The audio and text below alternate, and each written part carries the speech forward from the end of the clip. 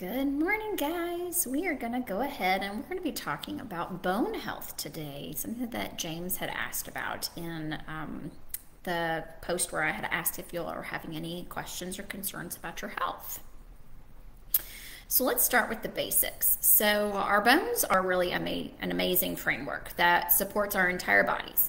It allows us to move, protects our vital organs, and serves as, the structure of the body. Okay, the bones are really a complex structure that is made up mostly of collagen and calcium phosphate, which gives them their strength and flexibility. But it's just as important as what our bones are made of is how they function, right? So our bones are constantly being remodeled, and this continuous process is really what keeps our bones strong and healthy throughout our lives. So this constant remodeling of a bone is actually very incredible. So new bone is constantly being built by cells called osteoblasts, and old bone is being broken down by bone cells called osteoclasts. And it is estimated that our entire skeletal system is actually completely replaced roughly every 10 years.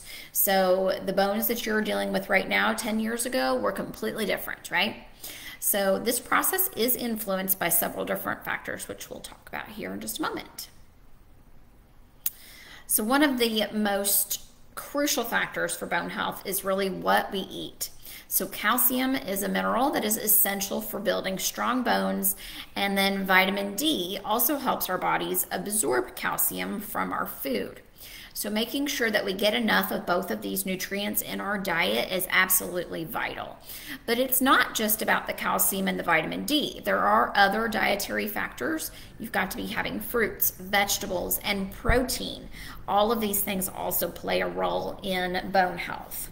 Another key factor is exercise, particularly weight-bearing exercises like walking, running, dancing, that type of stuff.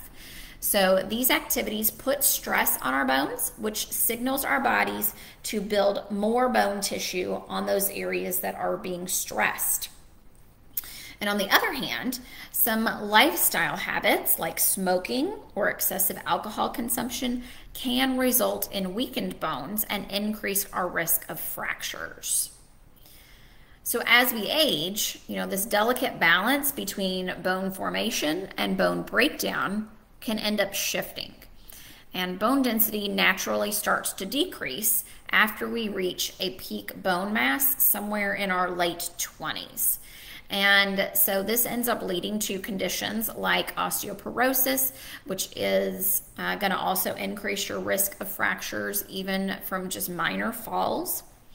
And typically T-scores are used to assess bone density. So a normal T-score is going to be anywhere from -1 or above. Osteopenia is going to be your first level of decreased bone mineral density, and that's going to be a T-score of -1 to -2.5. And osteoporosis, that official diagnosis is going to be given with a T-score of -2.5 or below. So let's talk about the specific situation that can affect bone health that James asked about, and that's kind of after the effects of chemotherapy. So chemotherapy is a very powerful treatment for cancer, and some chemotherapy drugs can have side effects on bone health, like what James is dealing with. So these drugs can disrupt that normal bone remodeling process, leading to decreased bone mineral density and an increased risk of fractures. And these drugs disrupt bone remodeling in a couple of ways. So first, they can suppress the activity of those osteoblasts, which are the cells that are building new bone. They also can increase the activity of osteoclasts, which are those cells that are breaking down bone. So it is important to kind of be aware of some of the signs and symptoms of bone problems related to chemotherapy, just so that you can kind of be on the lookout and be a little bit proactive.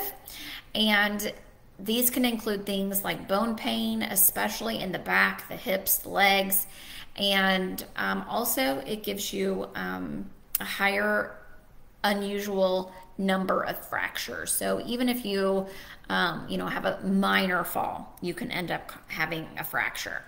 Something you're like, how is it possible, that I, barely even hurt myself and cause this fracture, right?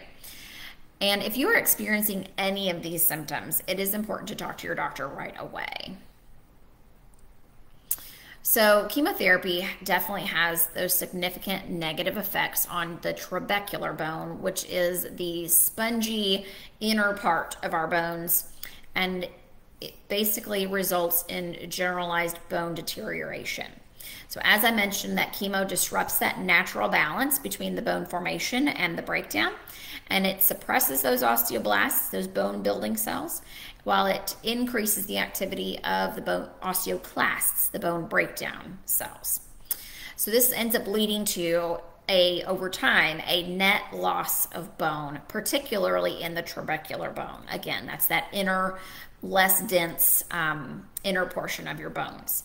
And it creates, which this type of bone already has a higher turnover rate anyways compared to the cortical bone, which is that outer, really dense layer on the outside portion of the bone. So when it's already less dense in the first place and then causes, more issues there, it ends up leading to problems. So as you can see here on the left side, you've got that bone resorption, and that's where, ends up having that net loss of bone, right? So those osteoclasts are more active than the osteoblasts, and then therefore you see in that little spot those extra little areas of that bone breakdown, right? Then you've also got that higher risk of fracture. So due to that weakening in that trabecular bone structure, this increases your risk of fractures, particularly in the spine, the hips, and the wrists. And that just increases very significantly. And these fractures can end up being very debilitating. And then you can see, in this right picture, you've got these little areas of that breakdown, the resorption, but then also these areas of those little micro fractures already happening in there, okay? And as you move, forward, like away from that chemo, it still can cause some pretty debilitating issues and have a major impact on your quality of life. So unlike chemotherapy, radiation therapy doesn't directly target any kind of the bone remodeling. However, high doses of radiation can damage bone cells as well as the blood vessels that supply those nutrients to those bones. And this damage can lead to a couple of main issues. The first of which is avascular necrosis. And that is referring to the death of bone tissue because of a lack of blood supply. And when radiation damages the blood vessels in the bone, it can cut off the flow of oxygen and nutrients needed for healthy bone function. And then over the course of time, that lack of supply ends up leading to bone tissue death. And then, of course, the increased risk of fractures, weakening bones due to that radiation can end up causing you to be more prone to the breaks, even, again, with those minor falls or minor amount of stress to the bones. So it doesn't even have to be a fall. So even just constantly pounding the pavement can end up resulting in stress fractures and things abnormally. So the good news is there are a couple of steps that you can take to help to minimize the bone loss during chemo and radiation treatments and following. And just to remember to discuss any of these things with your physician prior to initiating any of them, right? So you want to make sure that you're going to be safe to be doing things that are specific to you. Okay, so that might include focusing on a diet rich in calcium and vitamin D. There may be reasons why you should not do that, whether you've had other issues in your body, depending on what's going on with you. Again, so just make sure you're talking to your doctor. Maintaining regular exercise routine, specifically weight-bearing activities, again, allowed by your doctor, and also potentially taking some medications to help support bone health. There are a lot of medications out there specifically around osteoporosis, and so some of those things might be helpful for you as well if your doctor thinks that that would be a good idea for you. But it is crucial to monitor that bone health, and regular bone density scans can be recommended by your physicians as well, and those bone density scans are where you are going to get those T-scores that we talked about a few minutes ago. So maintaining those strong and healthy bones is definitely very important throughout life, so that you maintain that healthy structure to your body. And by understanding those factors that really influence that bone health, like the nutrition, the exercise, those lifestyle habits, all of these things can help you make a little bit more informed choices about your body and keeping your bones strong. And again, this is especially important for during and following treatments like chemotherapy, where you may end up needing some additional steps to help to minimize that bone loss. So if you guys do have any questions, let me know. Otherwise, I will see you guys over in the group.